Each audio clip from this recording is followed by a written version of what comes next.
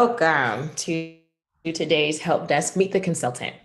My name is Mix Lydia Tyler. I use she, her pronouns, and I am the programs manager for Arts Business Collaborative. We are super excited to have everyone here watching this conversation live and at a later time in your early, in your convenience. And we would love to start with just talking a little bit about what is Help Desk. So Help Desk is a free business consulting program offered by Arts Business Collaborative. And this 3-month-long program in the fall is designed to provide strategy and individualized pro bono consulting, free business courses, as well as conversations with our Arts Business network of consultants. We focus on POC individuals and or organizations that are serving communities of color, especially those belonging to Black, Indigenous, and Hispanic communities. This live Meet the Consultant is being recorded and will be posted on the Arts Business Collaborative YouTube channel. Right now, I would like to thank our sponsors for Help Desk, the Mertz Gilmer Foundation, M&T Bank, and Ameriprise Financial. Just a little bit of information about what's coming up next. At ABC, we have launched our fiscal sponsorship programming. And if you're interested in receiving support, 501c3 support from our organization, as well as technical assistance, founder research, and program check-ins, you should email us at programs@artsbusinesscollaborative.org to learn more about how fiscal sponsorship can create an option that best fits your needs to support your business. And now I would like to introduce our consultant conversation for tonight.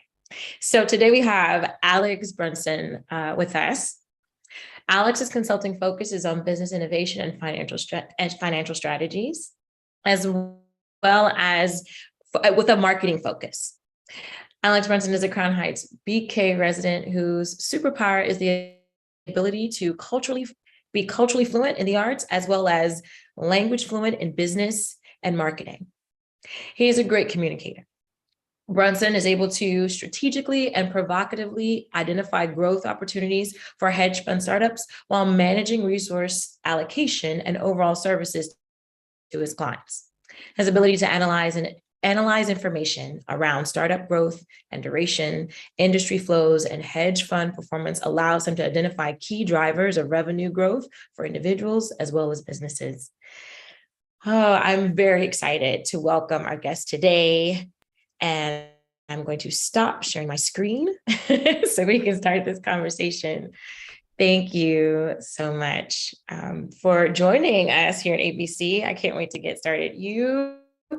Our last conversation was very, for me, thought-provoking and thinking about how I move as a creative and think of myself, even if I'm not fully a business, but as a business. And so I would just love to hear, Brunson, a little bit about your story and how you kind of made that transition to a better understanding yourself as an artist and as an arts business. Absolutely, absolutely. Thanks, Mixie. A big thanks both to Mixie doing all this work and also ABC for putting this together. It's an honor to be here. So the question is around my personal journey as a creative and as someone who straddles both worlds of being a creative and in the business world. And so when I was working at Morgan Stanley, I was advising startups basically how to start their business. But I was also at the same time playing music. So I've been playing music and performing music in New York City since I've been here. And that's coming up on 7 years now.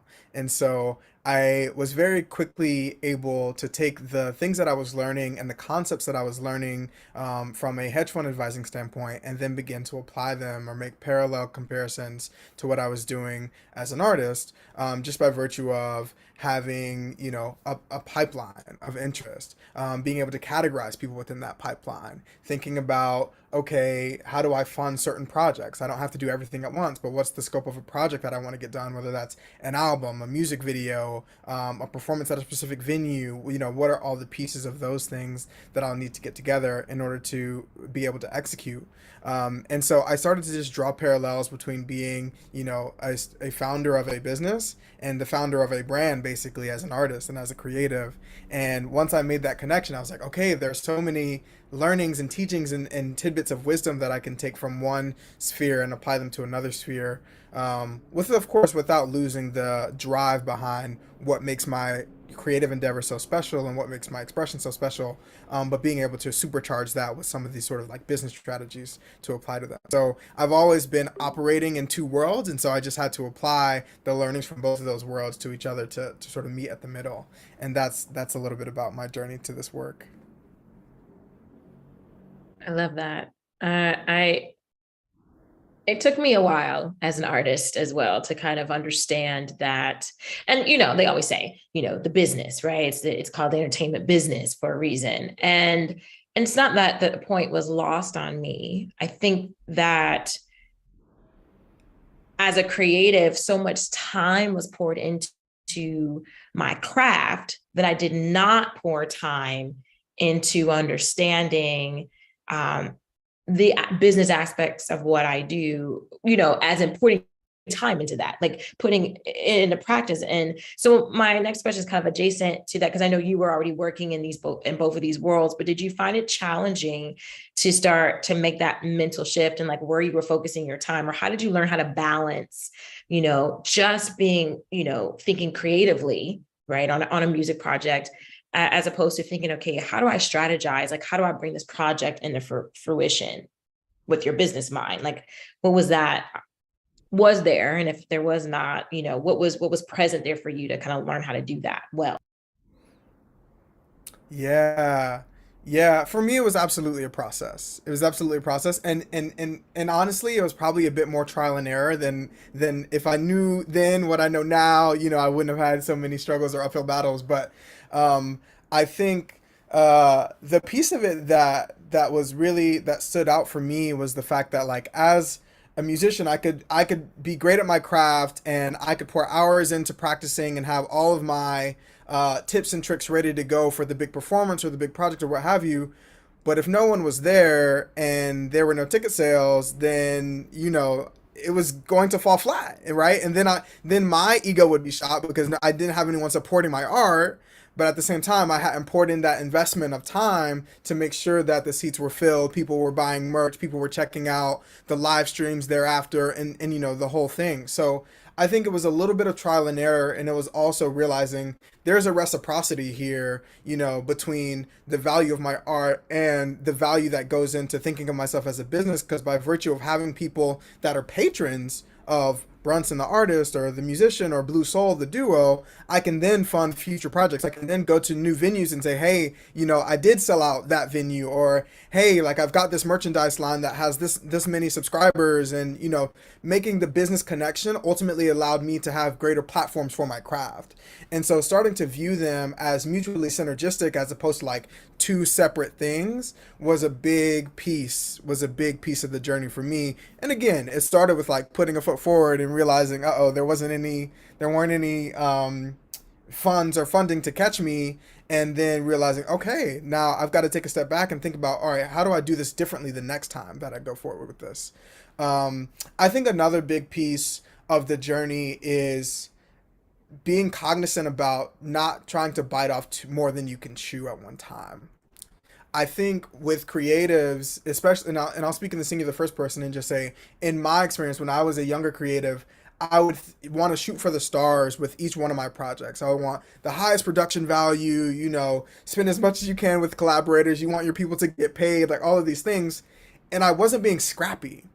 And that's certainly something that I picked up from the startup world, which is you have to be scrappy. And so to that point, I would say that, doing small bite-sized projects where you can get quick feedback and it doesn't totally ruin your bank account or your budget, blow your budget way out of proportion, is a very wise way to spend time, especially early days before you're really established from an income and inflow perspective.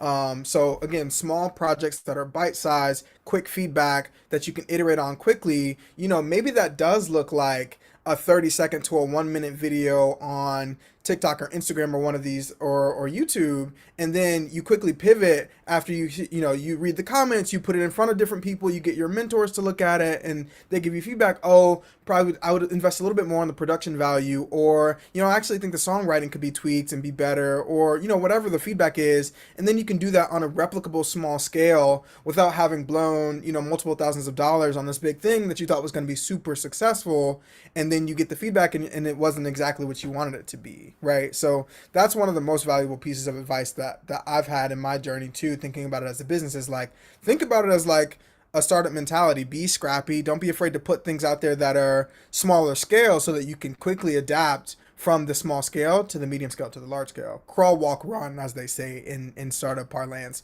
Crawl, walk, run instead of trying to run, from day one. I I really enjoy how you framed that, of small projects or something that has a quick turnaround that allows you to get feedback so you can learn from that experience. And I know we're speaking specifically using a specific scenario of your individual journey and how you worked. How does that rule still apply if I'm a small business and I'm thinking about, you know, I think the overarching, talk around this meet the consultant is also about feeling overwhelmed, right, as a person of color and in a system that is not designed for you. And so is that a strategy that a small business could apply, feeling like, okay, so I have this goal, I have this lofty, mission statement and vision, but I'm not sure financially if we can pull it off. And so what are some strategies, and the system itself, I'm just not getting in the rooms that I want to get into, this access to capital, having those conversations. What are some strategies, and is the one that you shared also one that could be applied to a small business? Absolutely. I absolutely think it's one that can be applied to a small business. I mean, most of the small businesses that I know and that I work with are in some way trying to get a prototype out there, iterate on the prototype, Mm-hmm. tweak bugs, make small fixes as quickly as they can, get the feedback as quickly as possible, and hey, maybe pivot along the way. Don't be afraid to pivot, right? Mm-hmm. I think the one common mistake that small businesses make is that founders will be like, I have this great idea, I've got this great product, I've got this great solution, and then they go down the process of creating this really great thing that they've had in their head and come to realize there's no market for that thing, or the value proposition to customers isn't exactly clear, or they've got this great idea for an app but the user interface is actually quite buggy, and so there's a lot of friction to the user experience, and therefore you're going to lose users across the way. And so anyway, I use that example to illustrate the point that I think what's the quote that I want to draw in here. It's um, great teams are motivated by a great mission, not a great product, or something like that, Yes. right? Great teams are motivated by a great mission, not a great product. Mm-hmm. Um, because if you understand your why, then getting the feedback that, like, oh, there's one aspect of this thing that could be better, could be more efficient, could scale quicker, or what have you. Once you get that feedback, you tie it in with your why and you say, oh, given that, we could pivot ever so slightly. And it's not exactly what we had in our head, but that's okay because that's why we did the test first, move quickly, iterate quickly piece. So yeah, the short answer is yes, I do think small businesses can use this strategy. I think the other piece that is super relevant to the question that you asked, what are some other strategies, especially when you're not getting in the right rooms and it feels like walls are being put up in front of you in terms of Yes. access to these conversations. I mean, nothing for me. One thing that I truly, truly believe is that nothing productive that happens, nothing generative that happens in the business world or the art world, either of them, happens in a vacuum. It does not happen in isolation. And so the takeaway for me there is to make sure I know who I'm surrounding myself with and how am I investing in growing that and nurturing that network of people. Because different people can play different roles. And I think we talked about this in our last conversation, but I like to think about, the different roles that people can play as three categories: advisors, mentors, sponsors. Advisors being folks who can provide context specific experience and advice. So So they can say, oh, I was where you once were, or I've thought about this thing, I've done this thing, here's what I would offer you. That's an advisor. A mentor, by contrast, a little bit more intimate. They follow you throughout your career, throughout your journey as a founder, throughout your journey as a business owner or an artist. They develop an understanding of your goals and your experience in order to help reflect to you your strengths and areas for improvement, right? So they are, watching you throw a dirty left hook, to use a sports metaphor. I don't know why I chose a sports metaphor. And then they're saying, hey, I but your right side is getting weaker. Your right side is off of balance, right? You say, oh, thank you for that, right? Um, and so they help reflect those things to you. And then the third category, last category, is sponsors, right? So sponsors are those who believe in your work enough to sponsor the creation of it, right? To back it, to advocate for your work across their own network. They're like, oh, this is so good. I got to let somebody know about this, right? Their own network and, of course, their circles of influence. And so sponsors, the key there is thinking not just like 1 degree of separation from me, this person that I know really well, who's probably much more like a mentor, but maybe who's the person that's a degree of separation from them, right?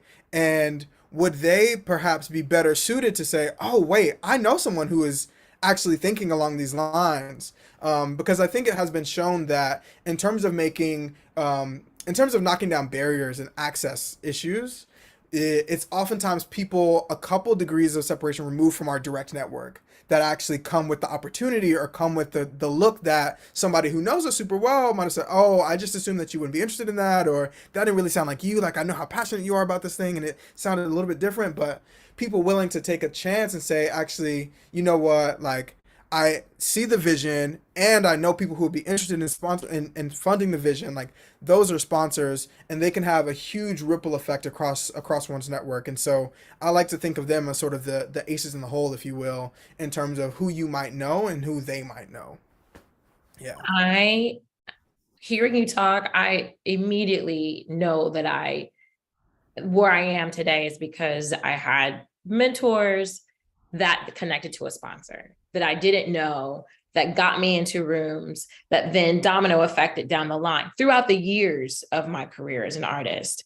Like, I still don't know today who recommended me for this, artist retreat at the Hermitage, arts retreat in Florida that Mhm. allowed me to like create a piece that I've been working on, but then allowed it to be seen in a space, read in a space that I would have never been in front of this group of people and in an audience. And Yep. so saying all of that, how many, like, now, like, let's say now I know this, right? As a small business or even as an individual artist, how do I move? Like, do you believe that someone should have many different types, or is it just good to have like, know that have those three categories, at least one person in those three categories, for each category? Or, how intentional, I guess the question is, should I be in like being like, okay, I have enough mentors. I need, like, how do I start to divide my time to think strategically in that way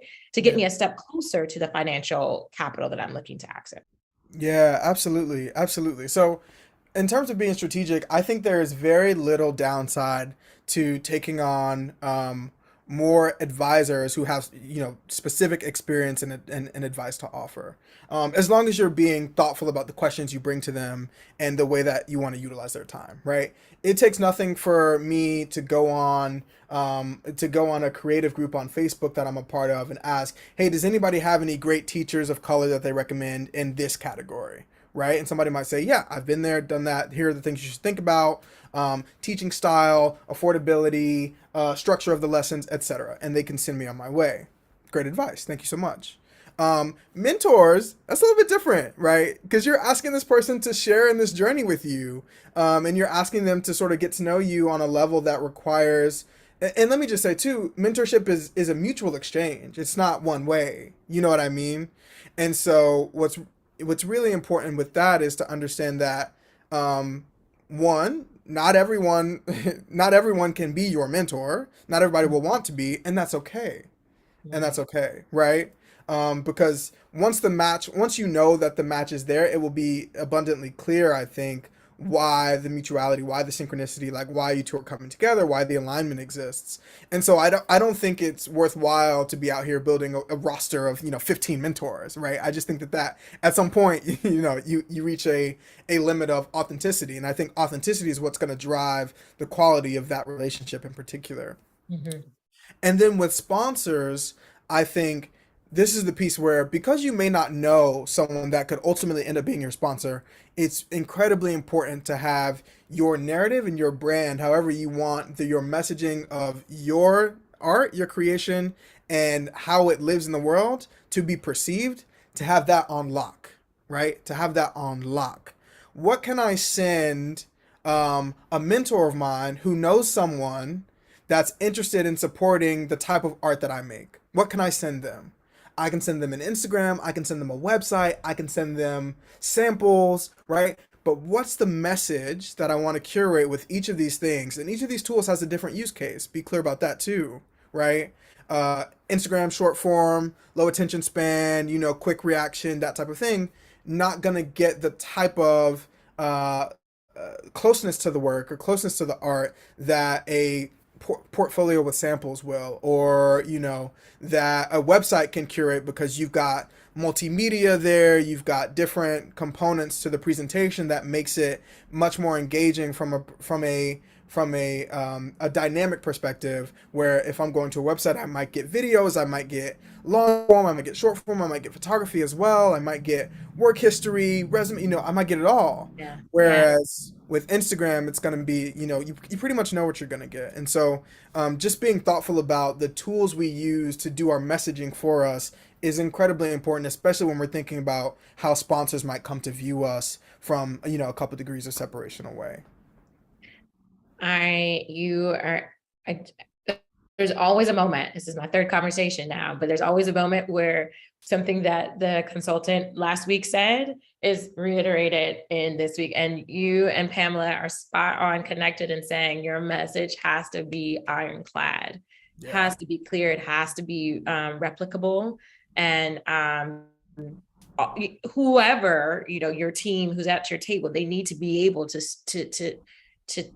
send that out, right? And so I think that is also key in understanding this whole dynamic of who's on our team, right? And how do we categorize them? What kind of like a follow-up or kind of a deeper question into more in the finance and marketing realm, because you talked a little bit about marketing and the different platforms and how they can be used to tell your story. Is there different types of stories or languages needed for different types of money you're seeking? So like, for example, if I've got my team, I have my sponsors, I have my mentors in place, but maybe I wanted to branch out, or I'm looking at, some larger ways of funding a project, or just my organization as a whole through like a grant or through some other avenue that may not necessarily speak the same language that I've crafted. And so the first question is, what are the different languages? Because you're fluent, and I know this in the business talk and speak, especially around finance and marketing. And so what are the different languages, if there are any? And what are some tips on how to not change your whole messaging, but how to pivot to fit correct? 100%. So yeah, so there are absolutely different languages, and I'll try to give an example for each of them. The first one that comes to mind is sort of, because again, I'm big on being scrappy. It's the friends and family. It's the friends and family, Yes. right? Um, the people that want to see you do well, the people that want to support your work because of their relationship with you. Um, that language is very much about why you do what you do, the way that your art lives in comparison to somebody that they might compare you to, but it's very much focused on you, because that's kind of by nature of their relationship. It's what they're quote unquote buying, as it were. They want to support you. They want to hear your vision. And yeah, it's great if your work reminds them of something that they've seen before or something like that. But ultimately, the friends and family version is like, all right, why should I give money to Brunson's EP? Oh, Brunson's EP, soulful vocals, really smooth jazz piano lines, whatever the case is, right? And have that be super clear. And have some vision for that as well in terms of what you want to do later on down the line as you grow. Um, I think there's a level up from that, which is you mentioned grants, Mixie, and I think for grant applicants, I think the community impact of a work is going to be much more relevant.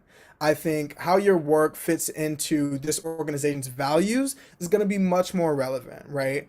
And so I think that it's incredibly important to KYA know your audience, incredibly important when you're thinking about applying for grants, because a lot of philanthropic organizations are now pivoting, right, in the wake of George Floyd uprisings and things like that. They want to support businesses of color, small businesses, local businesses, women-owned businesses, but they have their mission and they have their values, and they want to find creators and founders that are aligned with those things. And so I think the messaging there is to find the intersection of, okay, what's my sort of value proposition? Where does my work sit? And how does it support something that they're trying to build on a larger community basis? Which is funding work that's not just in the arts, but it's the intersection of arts, education, maybe healthcare, and other sort of avenues, right? So I think that that's a really big, important takeaway for anyone that's thinking about going a little bit larger with their terms of funding. And then I think there are people who do what you do or have a specialty language in what you do. So maybe like industry folks that are looking to fund specific projects. And I think there it is both a combination of, again, what's your artwork? How does it sit? What can it be compared to that they know? Speaking that language is all about comparables. So like, oh, you're trying to corner this market with this style for this audience. Understood. And there is a level of that which can be daunting, I think, for folks to be like, oh, they're going to try to put me in a box. And I think I always used to chafe at like, oh, don't put me in the box of like being XYZ. My work is unique and all those things. But ultimately, like you said earlier, Mix, you want your work to be replicable. So knowing your voice and knowing your audience is the same as saying, yes, like I know my work resonates well with these groups, and I know that it stands out. It's different from this work because the content of my music is going to be much more adult contemporary with the issues that it's discussing, and more race-based and more things like that, as opposed to being more generally palatable or feel good or what have you. And so being able to understand the different metrics or the different categories that your work resonates with, who it compares to, for industry folks is going to be really, really important as well. So I would kind of think about those three striations in terms of different strategies for modulating the pitch, as it were, according to your audience.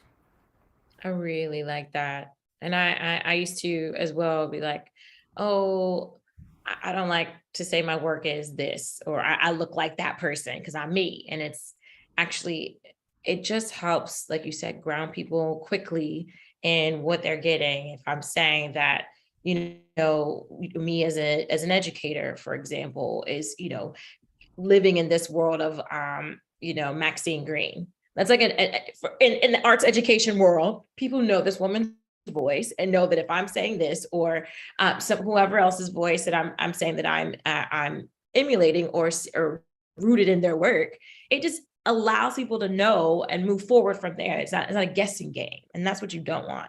Um, 100%. And I would just add to that, you know, it never hurts to not pay it forward so much, but really credit your predecessors, right? So, we would love to believe that our work is entirely unique, and that there's something to be right. said for that, but Yeah. also there's something to be said for the influences on your work, right? And so there's a little dose of humility there that I think is important. And so I just wanted to add that as a side note. Making a comparison could also just be like, this person has had an influence on my work, right? I'm not trying to replicate what they do. They do what they do great, and I do what I do great too. But there has been an influence which I've taken and adapted into my own style, right? And I think that can be helpful to people as well. Yeah, and I see that more and more. Even larger arts organizations, are sitting in this place of like, let us not forget, and we know that our work is founded on these principles, and we want to give credit and speaking those people's names. And I think that that's very valuable, but also can be used in a pitch for funding. So I am noticing that, I'm just going to be very transparent, that so for whatever reason, our Zoom, our meeting is not allowing us to go as long as we intended. So I want to make sure that we end cleanly in this segment. I would love to kind of come back in if we can, just to close out. I have one final question for you, but before we close out this, I just want to say that if you are excited about the things that Brunson is sharing, please take the time to set up a one-on-one with him.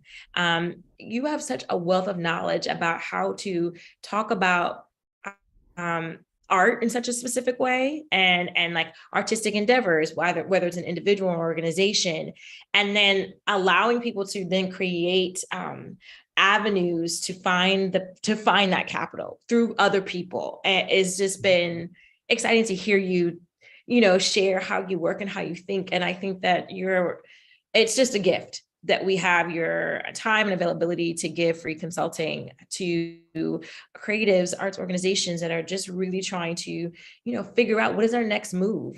How I may not have enough sponsors, so how do I focus on that? Or I'm, dealing in a place where I need to pivot my messaging, and how do I do that well? Brunson is an amazing resource for that. And so I'm just going to share my screen again before we close out, because like I said, I don't want confusion in the timing. But if you are interested in the work and that Help Desk has to offer, you can scan this QR code. You can go to our website at www.artsbusinesscollaborative.com/programs/help desk. And you can find everything you need to know about what we're doing and how to get involved. So with that being said, I'm going to pause us here because we're going to close out. And then I'm going to just get us back in for one last question, Brunson. Okay. So